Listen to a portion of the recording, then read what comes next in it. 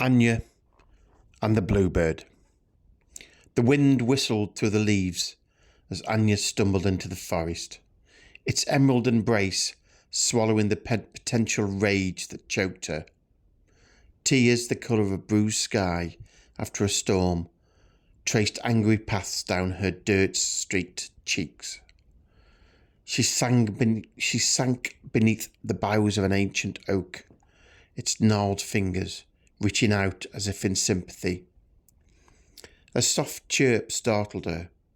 A tiny bluebird landed on a nearby branch, cocking its head. Anya poured out her woes, a torrent of words painted with the greys of disappointment and the blacks of despair. The bird listened, its gaze unwavering.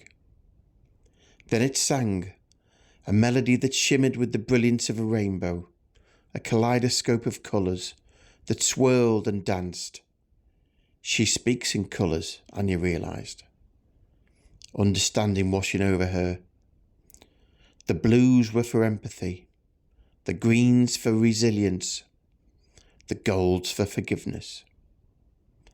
The bird fluttered closer, its tiny body radiating warmth. In its eyes, Anya saw not pity, but a fierce love, a love that burned bright with natural innocence. It sang again, this time a melody that resonated deep within her being. It was a song of second chances, of starting anew, and yes, even hope. Anya rose, the weight lifting from her chest.